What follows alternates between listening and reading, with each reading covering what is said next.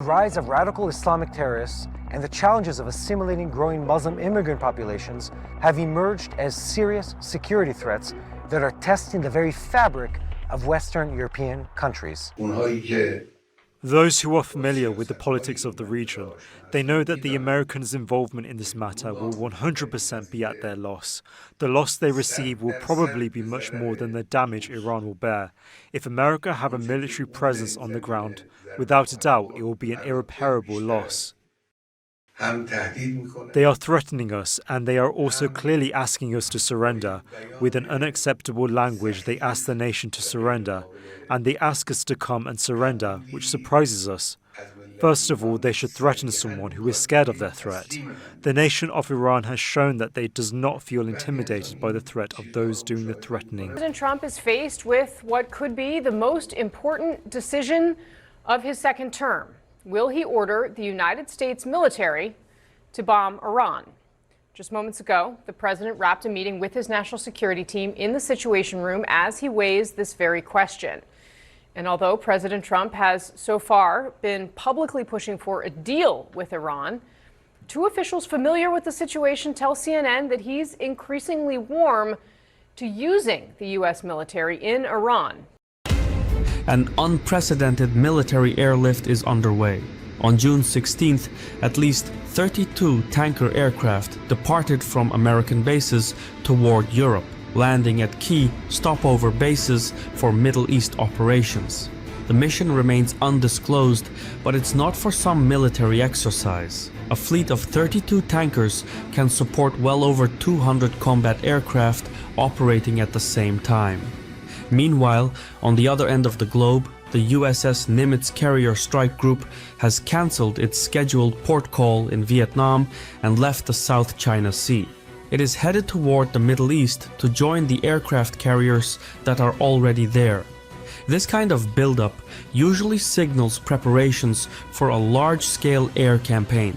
If America plans to support Israel's campaign offensively, these tanker planes and aircraft carriers would be among the most critical assets. In the coming days, the United States may find cause to get directly involved, if it hasn't already.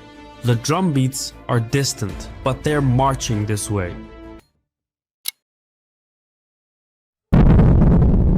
If we imagine a terrifying scenario where a nuclear weapon was to hit a major US city like New York, the consequences would be devastating. Not just for New York, but for the whole world. Today, we'll explore the domino effects of what could happen if this nightmare became a reality tomorrow. From the immediate impact to the long-term effects, we'll take a look at the potential devastation and how it would change our world forever. What would happen if a bomb like Little Boy, the atomic bomb dropped on Hiroshima, was detonated in New York City? Little Boy had an explosive yield of approximately 15 kilotons of TNT. When it was dropped on Hiroshima, it resulted in catastrophic destruction and loss of life. If a similar bomb were to hit Manhattan, the impact would be similarly devastating, but on a much larger scale due to the city's density and population. The explosion would create an intense fireball, vaporizing everything within a radius of about 200 meters or 650 feet. Skyscrapers, buildings, and people within this zone would be instantly incinerated. The blast wave would then radiate outwards, causing severe damage to structures up to 340 meters or over 1,000 feet away, shattering windows and collapsing buildings. Heavily built concrete buildings are severely damaged or demolished. Fatalities approach 100%. The immediate death toll would certainly be in the tens of thousands, if not more. Hezbollah isn't just a risk to Israel. New intelligence warns the terror group could soon strike Americans. Defense experts agree Hezbollah has the ability to attack U.S. interests at home and abroad. National Security Correspondent Caitlin Burke reports.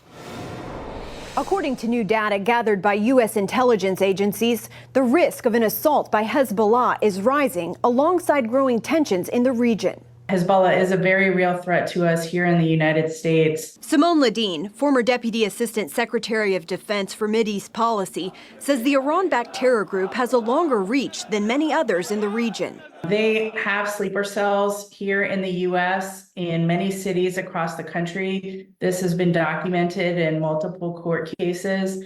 And we have reason to believe that they also have caches where they have stored materials around the country in the event that someone hits the go button to start attacks. I believe they are pretty well prepared. They have been sitting in wait for the order to go for many believe for years now.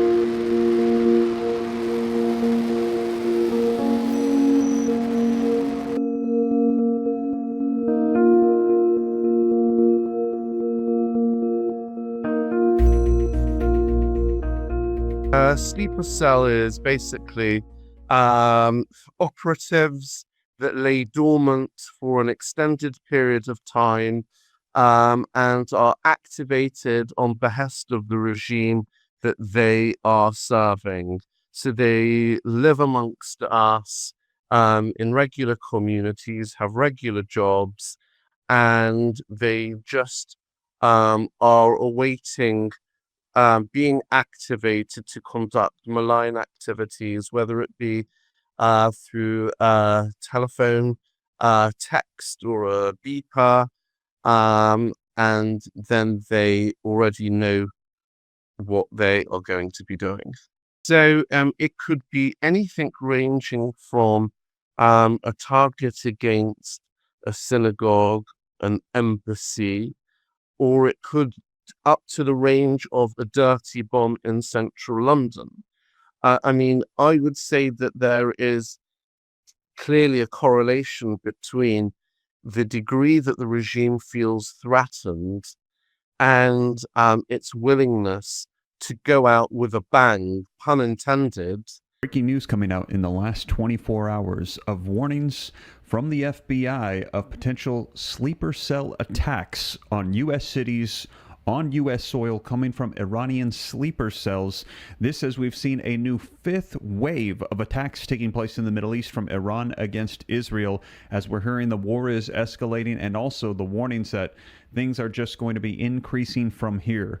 Now, let me go ahead and share with you the latest headlines and video footage so that way you can see it for yourself coming out today, June 14th, 2025. Take a look here.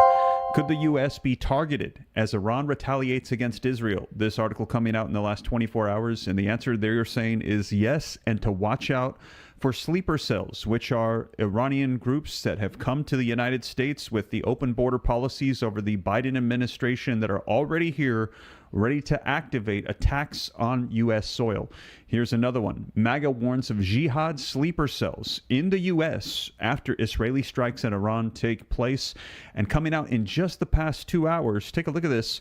Israel urges the United States to join the war with Iran to eliminate the nuclear programs. Now, the United States has tried to avoid getting directly involved, but let me know your thoughts. Should the United States join the war right now? So here's where the real issue, I think, of the future for all of us comes into play, is that we constantly call, and I've heard several guests call Iran the terrorists of the region.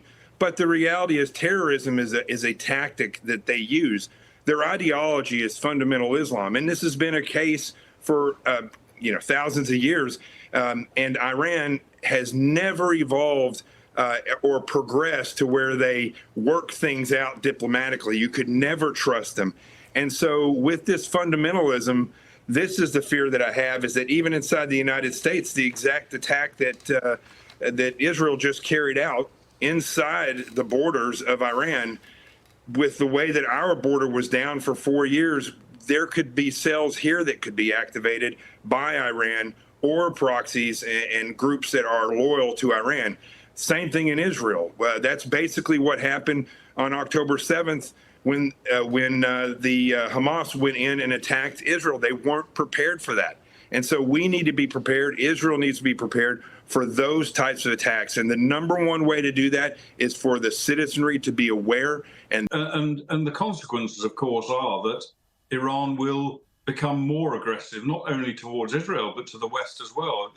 in Australia, in Britain, in other European countries, in the US, Iran has sleeper cells, IRGC, Islamic Revolutionary Guard Corps, and Hezbollah sleeper cells, which are ready to attack us.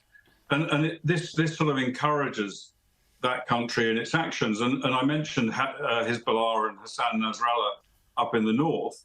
They're waiting to attack Israel. They're waiting for the word from Tehran to do it.